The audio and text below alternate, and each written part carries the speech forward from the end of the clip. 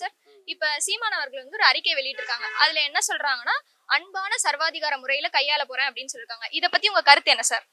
அவரு சொல்றார வச்சு நடைமுறைக்கு வராதுங்க. ஆனா இப்ப வந்து திமுக தான் வரும். அது விட்டா அண்ணா திமுக. இது அது விட்டா விஜய் தான். இந்த 3 பேர்ல யாருன்னா தான். இவர் சொல்ற அர்த்தம்லாம் நல்லது தான். ஆனா நாட்டு மக்கள் ஏத்துக்க மாட்டாங்க. சர்வ அதிகாரம்னு சொன்னதே கொஞ்சம் தவறான குற்றம் தான்மா. இருந்தாலும் பரவாயில்லை. ஒரு தமிழராட்சி அவர் பேசுகிறார். அதுக்காக நான் வந்து அதுல தலையிடல. மக்கள் இவரை விட தெரிவானவங்க. இப்ப சீமான் வராரு. சீமான் வந்து ஏதாச்சும் ஒரு கொஸ்டின் கொடுத்துருக்கிறாரா? இத்தனை வருஷத்துல இதை பண்றேன், இத்தனை மாவட்டத்துல இத்தனை கம்பெனில இவ்வளவு மக்கள் தொகை இருக்கு, இந்த மக்களுக்கு படிப்பு தரேன், இந்த இடத்துல இதை தரேன், இந்த விவசாயத்தை கொண்டு வரேன், மானாவாரி நிலம் இவ்வளவு இருக்கு, இது இப்படின்னா அரசு கிட்ட சர்வேல எடுத்து சொல்லி வச்சு விளம்பரம் போட்டு அதுல கொடுத்து கையெழுத்து போட்டு வரணும். அப்படி இல்லைன்னா அது வேலைக்கு ஆகாது. அப்ப மக்களும் போடுவாங்க. இப்ப எந்த மக்களுமே ஓட்டு வந்து எந்த கட்சி தனித்து வரவே வராது, போட்டி வரவும் வாய்ப்பு இல்லை. ஏன்னாக்கா மக்கள் அழுத்து புழுத்து சலிச்சு போயிட்டாங்க.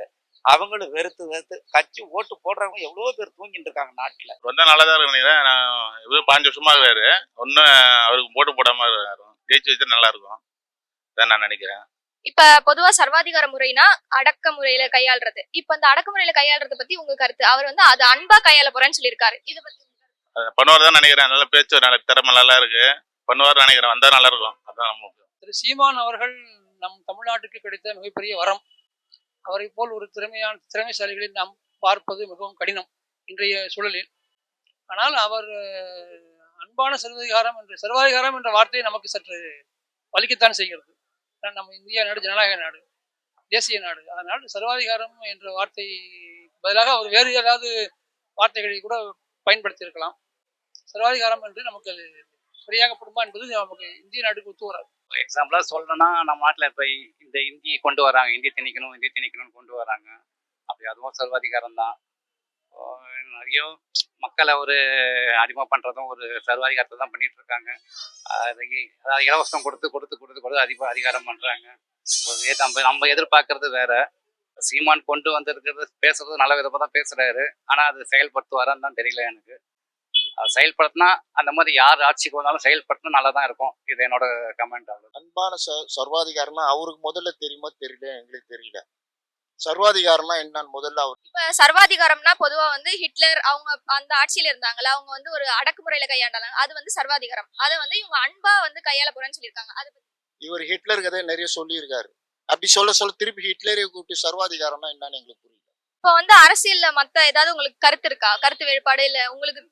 சீமான் அவர்களுடைய வாக்கு வங்கி தனித்து நின்று அவர் இத்தனை வருஷ காலமா வாங்கியிருக்கிறார். அது மிகப்பெரிய சாதனை, யாருமே செய்ய முடியாத சாதனை. ஆனால் அதை அவர் பயன்படுத்தி அவர் மேலே வர வேண்டும். அவரும் ஒரு நாள் ஒரு பதவியில் அமர வேண்டும் என்பது எங்களுடைய ஆசை. அதற்கு அவரும் இருக்க வேண்டும் என அவரை போல் ஒரு திறமையானவர்கள், ஒரு நேர்மையானவர்களை நாம் பார்ப்பது கடினம். அவரும் ஏதாவது ஒரு பிளான் செய்து அவருடைய ஓட்டுகளை வீணாக்காமல் ஒரு பதவிக்கு வர முடியும். பதவிக்கு வந்தால்தான் அவர் நினைத்ததை செய்ய முடியும். பதவிக்கு வருவதற்கு அவர் முயற்சி செய்ய வேண்டும். இப்போ உங்களுக்கு திமுகல பிடிச்ச கொள்கைகள் ஏதாவது அந்த மாதிரி இருந்துச்சுன்னா அதை சொல்லலாம். அண்ணா திமுகல வந்து எடப்பாடியார் வந்தாருன்னா எல்லாமே செய்வாரு. அம்மா மாரி செய்யறேன்னு நிற்கிறாரு. அதே மாரி திமுக வந்தாலும் அவங்க செய்யறாங்க. ஏற்கனவே செஞ்சாச்சு. மகளிர் உரிமை தொகை, பசங்களுக்கு இது உரிமை தொகை, அப்புறம் பெண்கள் திட்டம். அவரும் பரவாயில்ல, இந்த 5 வருஷத்துல ஓரளவுக்கு செஞ்சாரு.